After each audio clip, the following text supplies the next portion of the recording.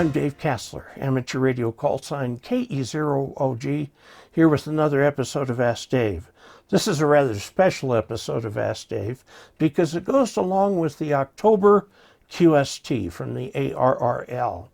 And we're going to take the second question in the Ask Dave column here and go to the one that says antenna tuners don't affect antenna range. Dan Evander, KJ7YBK of Arizona, asks, I realize that many transceivers today have a built-in antenna tuner, and we can also use the antenna tuner for more severe out-of-balance situations. I also understand that the purpose is to provide a 50 to 50 ohm network. Avoiding any unused power feedback to the transceiver. It will feed power back to the transceiver, but I'll show you in a minute how that deals with that. My question is, does the tuner actually provide more transmitting power to the antenna, thus increasing range? No, it can't create power from nothing. Or is most of the circuit just converting the unused power to heat? No, not that either. That's the opposite end. If both effects occur, meaning range and heat, are some tuners more effective in boosting range than others? First of all, let's look at what's inside an antenna tuner.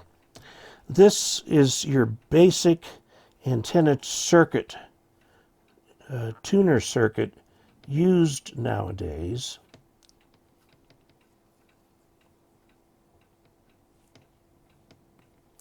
You've got your center conductor here and your shield down here connected to ground.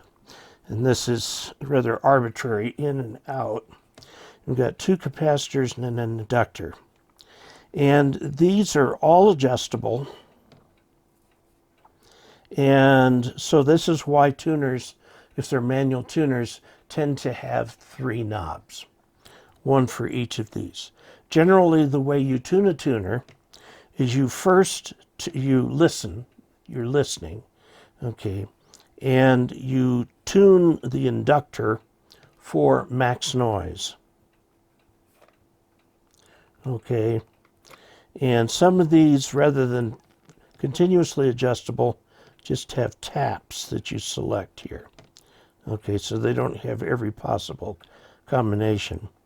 Then you adjust these back and forth, twiddling between and back and forth between these until you get the most noise. And then that's when you first apply power, check your SWR and tune for lowest SWR, because this process actually gets you pretty close to a good tune. Now, a couple things to be sure of. The first is one tuner. Either use the one built in to the radio or use an external one. So we use one tuner at a time rather than any more than that, and all of this is adjustable. The idea is that anything looking in to this sees 50 ohms at 0 phase. Okay, so purely resistive circuit. Now what comes out of here is the complex conjugate of the combination of the of the antenna and feed line. Now I have a very simplified way of showing how this works. By the way, this is a standard circuit. You can actually eliminate one of the expensive capacitors by having a switch that flips it from either this side or this side. Okay, flips it back and forth. But if you don't have that, you need to tune them both. There's a lot of misconception about this. This is a impedance transformer, the network transformer, and it changes this to whatever the complex conjugate of the antenna plus feed line. Now I'm going to show you a conceptual diagram. Okay, I'm going to show you this new figure.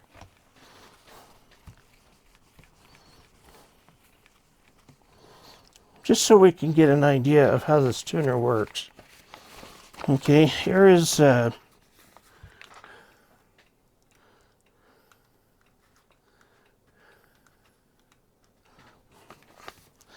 here's a radio with a tuner and an antenna and a feed line. The combination of the feed line and the antenna is an impedance, which has a resistive or real part, and J times X, which is the complex part, which is either inductive or capacitive, depending on the antenna and feed line. The antenna tuner tunes that 50 ohms over here to the same impedance, resistive impedance, with a minus JX. So if this is inductive, this is capacitive. Now let me tell you the secret about how these things work. It's really quite interesting. This will, let's just say that we're going to look at a single sine wave, one wavelength. So this. Now, everybody's going, you can't do that. Well, we can do it conceptually, okay? We're going to do it conceptually, just one wavelength. The wavelength starts here, goes down here. Part of it is radiated. Part of it turns to heat in the ohmic resistance in the antenna, and part of it is reflected. So it gets, in essence, tossed back. When it gets to here, it sees the complex impedance, the complex conjugate. And so this turns around and reflects this back. Okay, we're sort of following this one line down, one at a time, okay? So it gets reflected over here. Now what's it going to do? Part of it gets radiated, part of it is consumed as heat, and part of it is sent back. Well, the part that's sent back meets the complex conjugate, and so it's sent to the antenna again. Some of it gets radiated, some of it is turned to heat, and some of it is thrown back, reflected, okay? And you measure how much this works. Really, you want a vector network analyzer, but historically we have used a standing wave ratio. There are 4 components to a vector description of the network, and they are called the S parameters. There's 4 of them. One of them is the SWR. That's the only one we're really interested in. Because if you get SWR down to 1 to 1, all the power that goes into the system is either reflected back here and sent back here, or is radiated, or goes into the ohmic resistance and turns to heat. Now you have to remember that the feed line is part of the resistance, or they're part of the impedance. Okay, if this is a 50 ohm feed line, but you actually have a 75 ohm antenna, you'll have 75 here. If you have 25 ohms of inductive reactance here, which is common if the antenna is loaded, then you will have 75, or did I say 75? Whatever I said, will have the capacitive version of that to allow these things to play catch. Now, if the antenna is perfectly tuned, none of the RF energy gets reflected back into the radio. Well, some is going to get reflected back into the radio because no antenna tuner is perfect. Okay, so the radio manufacturer will tell you the maximum SWR you may have for your radio. And it's probably going to be on the order of 1.6 to 1 SWR max. Now, what this means is that there will be some energy coming back from the antenna complex, the antenna, the transmission line, and the matchbox or antenna tuner. And some of that will be fed back, and the only thing that can happen to it when it goes back into the transmitter is heat it up. It gets converted to heat. And this will tell you in SWR terms the max you can do that. Okay? Now, that's if you are going for max power, like 100 watts. If you're going for like 25 watts, you could actually have a much higher SWR and not hurt the transmitter, because the radio is designed to be able to dissipate a certain amount of heat. But that's a complexity we won't worry about. The point is simple here. An antenna tuner is entirely reactive. I'll draw that circuit again. This is the classic T-tune. It's ground. That's the center of the coax, They're all variable.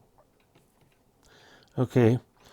By following the standard procedure, which I outlined, inductance first for most noise, and then jiggle the capacitors back and forth, move one, then move the other to maximize the noise, move the other, move it to maximize the noise until you get the most noise. And then apply power, and you've got an SWR meter over on this side, not on this side, this side. And this goes to the feed line and antenna. Okay? So I hope that helps understand that reactive elements can store power, and they will give it back at another time. There's nothing in here that will create or destroy power. Only a resistance can cause power to turn to heat.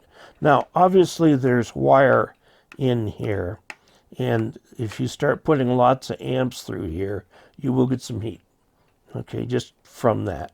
But the whole point of this right here is to match the antenna system consisting of the tuner, the feed line, and the antenna, so that it looks like 50 ohms over here. There will be some bouncing back and forth of power. That's where the term standing wave comes from, okay? And then you have your antenna, and you can work all the DX you want. So I hope that helps with the idea of what's going on. Until we next meet, 73.